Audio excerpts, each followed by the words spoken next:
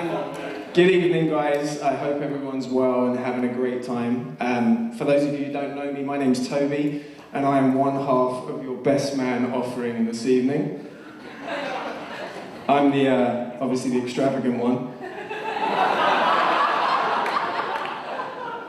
Now, a very wise man once told me that the perfect best man speech should last about the same amount of time it takes the new groom to make love to his wife on their wedding night. So thank you very much, ladies and gentlemen. Good night.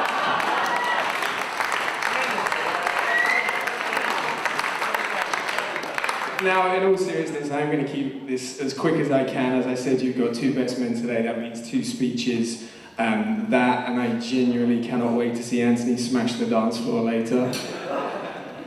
I will start with some thank yous. Firstly, to Sophie and Anthony for the gifts that the wedding party received today. They truly are as generous as they are good looking. Also to our Toastmaster today, Danny and Caroline, who I'm sure you'll agree have done a wonderful job, so thank you very much. And last but not least to our bridesmaids. I'm sure we can all agree that they look beautiful today, so thank you guys.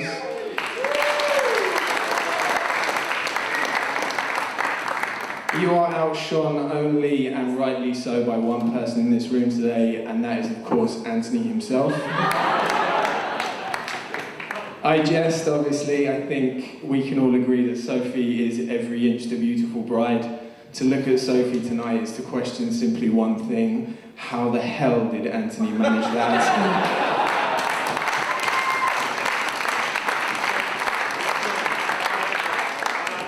Now, I'm very proud to be Anthony's best man, or one of, tonight, and to be a good friend of his. To know Anthony is to know a man with many amazing but at times comical qualities. So, for example, to know Anthony is to know a man with many aliases. I don't know if you know, but Anthony has probably more nicknames than any man I've ever met in my life. These range from the tame Flomy or Flomster, which remains his chick magnet email address to this day, through to my personal favourite, which is the Beachmaster. There's a little cheer in the back there. So named because of his resemblance to the dominant male in a group of hippos. And I will leave you all to make up your own minds about that one. Anthony's most enduring nickname bar none, and I do need to ask for some calm from the ladies before I reveal this, is 9 large. I'm just going to leave that with you, but do come and find me later if you want to find out how he got such a nickname. But as Sophie will testify to, it's not what you think.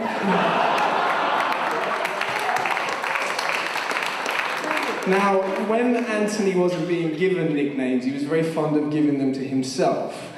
And for many years, he went under the unofficial name of Dane.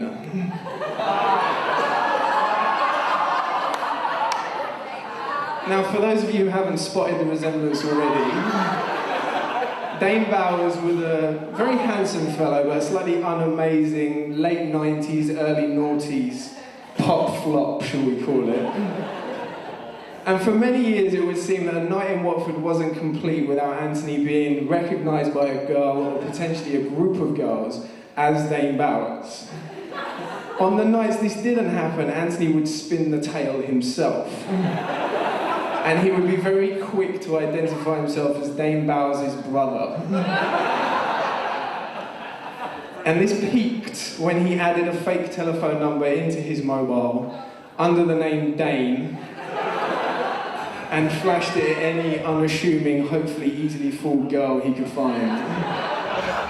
Genius. Now, I have to say that Anthony is to fashion, well, I guess what Dane Bowers is to music.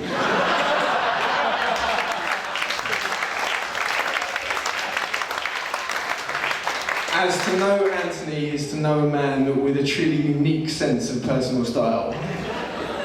Only last week I caught him in Cuban heels, and he thought he would probably get away with that.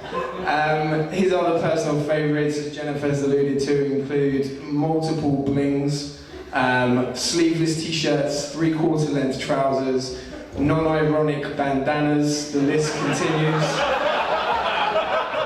But to really paint the picture of Anthony as the style demon that he is, I slightly need to implicate myself in this. This is not the first time that Anthony and I have rolled up at a venue wearing the same outfit. I know what you're thinking, you guys look so smart, I'm sure it wasn't that big a deal. Thank you, you're right, we do look awesome. But on this particular night, we certainly did not. This particular story takes place in Kudos. For those of you not familiar with the name, it's a lot, very... respect. It's a rather infamous Watford nightclub. And on this particular night, Auntie and I wore the following outfits.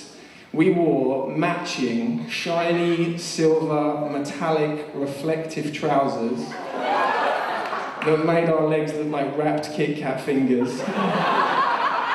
And if that wasn't bad enough, we topped them off with bright blue, psychedelic print shirts that can at best be described as disgusting. Now, once again, I know what you're thinking. Do you boys not own mirrors? Well, yeah, if you boys run into each other wearing the same outfit, how are you not turning home and getting changed? How, at the very least, are you not spending the night on opposite ends of the nightclub? Unfortunately, Auntie and I did none of those things. We spent the entire night taking on two random fellas in a dance competition and then posing for photographs. Really quite smooth.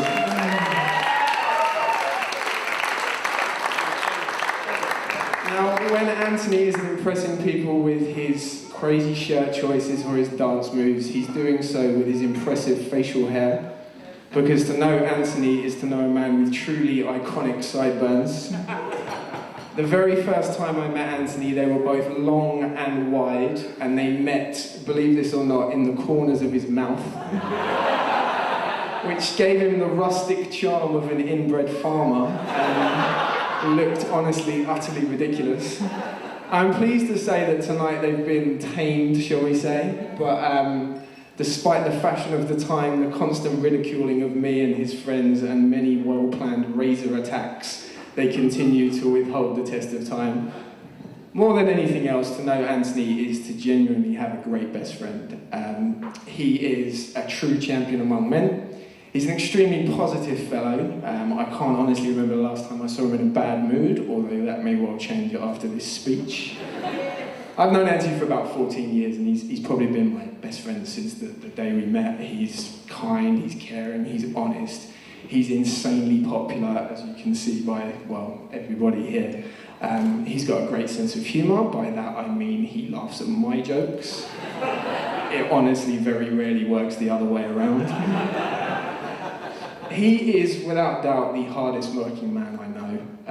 I think that's been touched on tonight, but Anthony has done an amazing job of juggling both a career and a job. His career, obviously, through stage, he's been able to pursue his love of singing and performing. And through Diageo, his job at Diageo, he's been able to pursue his other love, which is booze. But I think Anthony has forged himself an amazing career, and it's through just sheer talent and sheer hard work. And I have no doubt that it will be long, it won't be long before we see the name Anthony Flower in lights in the West End.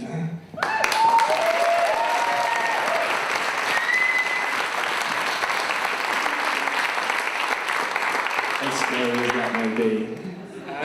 I think it's high time we probably touched on the subject of women. We've managed to dance around it for long enough. To know Anthony is to know a man with a truly creative approach to his courtship of the opposite sex. Anthony has specifically asked me not to mention any previous girlfriends' names tonight. That means you've all got about an additional 6 seconds to play with, so please use them wisely. Yeah, I mean, Anthony's his approaches with girls has always been just incredibly novel. Kudos, once again, was the scene for the majority of his assaults on womankind. This ranged from pre-planned dance routines and Men in Black and Mambo No. 5 spring to mind, I think. Horrendous. Phase 2 of his plan was commonly, as we've discussed, some kind of interesting wardrobe choice. But the third and final phase, the pièce de résistance, Anthony's kind of golden weapon, if you like, in his armoury, was his array of just god-awful chat-up lines. Anthony is one of the few men I know to have ever actually exercised the break the ice trick. I don't know if you guys know the setup, but boy approaches girl, ice in hand, drops ice, breaks ice, states, now I've broken the ice.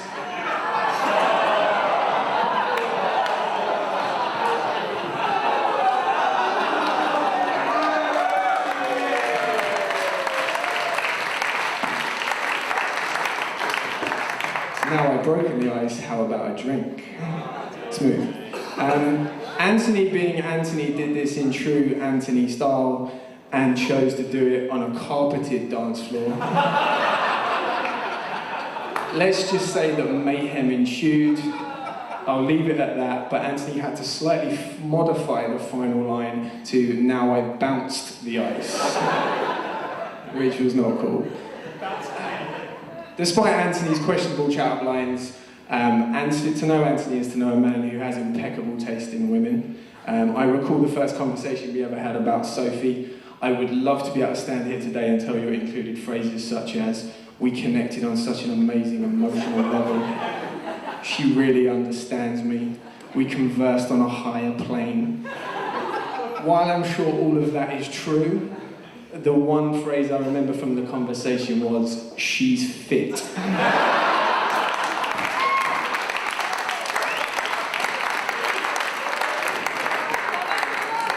And in all seriousness, Sophie is fit. But she's also a wonderful girl. She's genuinely very cool, she's very sweet, and her and Anthony make an amazing couple. She's extremely supportive of him and his career, which is amazing. And I see nothing but a great future for those guys. So it's really time for me to wrap up and just say mazel tov to our bride and groom, and to ask everybody to raise their glasses for a toast to Anthony and Sophie. To Anthony and Sophie.